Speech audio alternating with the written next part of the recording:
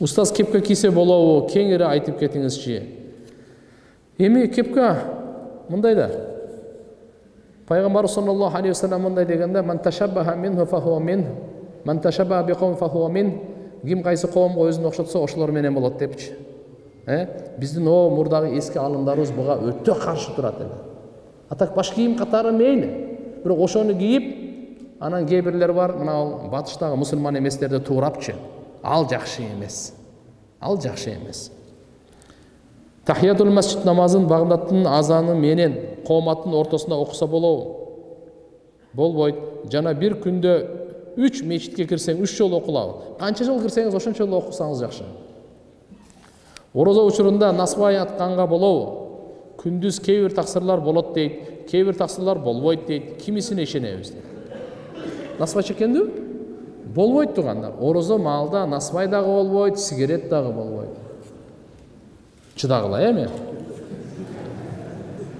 Наоборот, мен айтар элем, насыбай таштай турган эң сезон орозо Рамазан айда да. Сигареттен арылалбай кыйналып жүргөндү билем, насыбайдан арылалбай кыйналып жүргөндү берем. Өзү деле билет, сасык, жаман, неудобно, кыйналат, баш ооруйт. Бирок таштай албайт, көнүп калганда, бирок Рамазан айы ошого берилген, жаман адаттарды ташташ үчүн. Чорный тминдин фазилетин айтып бериңизчи. Өлүмдөн башка бардык ооруларга шифа. Интернеттеги погодага ишенсе болобу? Алдын ала 10 күндү айтып коет, бирок туура чыгат дейт. Орустар жакшы айтканда, прогноз погоды деп коет. Прогноз деген болжолду да. Сен прогнозун кандай? Ким утат? Тиги утат же бул утат деп прогноз айтып кое беребиз да. Сен прогнозун эртең кандай? Кудай билет, жайыш да мүмкүн, жабаш да мүмкүн деп кой. Бул прогноз жакшы эле. Прогноз алдын ала кескин түрдө эртеге жайт дебей, жааганга ыктымалы бар, ушундай прогноз берип атабыз. Эчтеке эмес, 10 күн эмес, 1 жылдыгын деле айтып бербейби?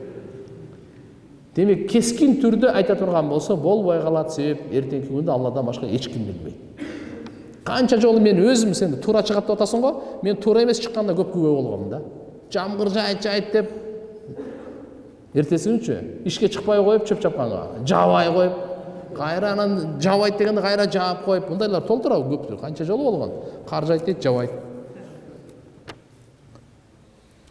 Көптөн бери мени ойлондуруп жүргөн суроом бар эле. Мен врачмын, жана ошондой эле массажистмин. Мага күнүгө ар кандай адамдар кайрылышат. Апалар, эжелер жана жаш кыздар. Көбүнчө бели, моюн омурткалары, буттары ооруп келишет. Ошолорго массаж жасайм.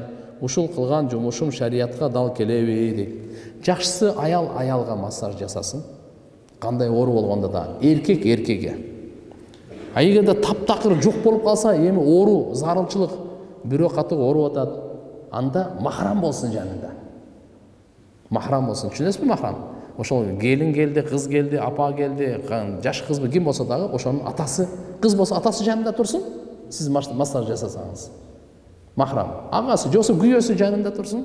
Бул аргасыздан. А эң жакшысы эркек эркек, аял аял.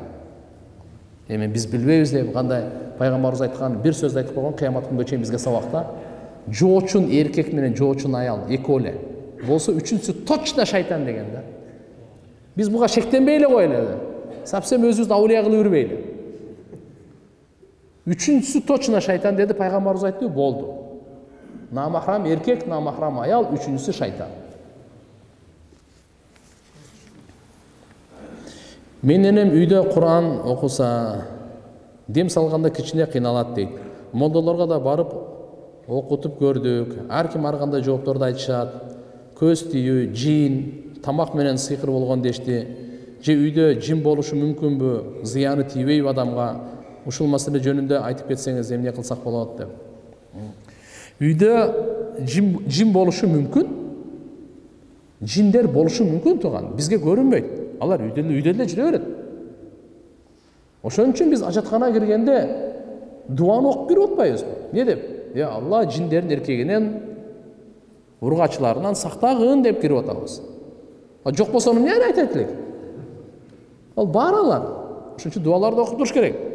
Пайгамбар саллаллаху алейхи вассалам айткан, кайсыл үйгө киргенде бисмилла, бисмиллахи валажна ва бисмиллахи харажна ва алаллахи раббина таваккална деген дуа менен кирсе, баягы жин шайтандай сыртта эле калып калат экен. Бул үйгө кирип эле кой эле, тамак деле жок, жашаганга, түн өткөргөнгө деле жок деп.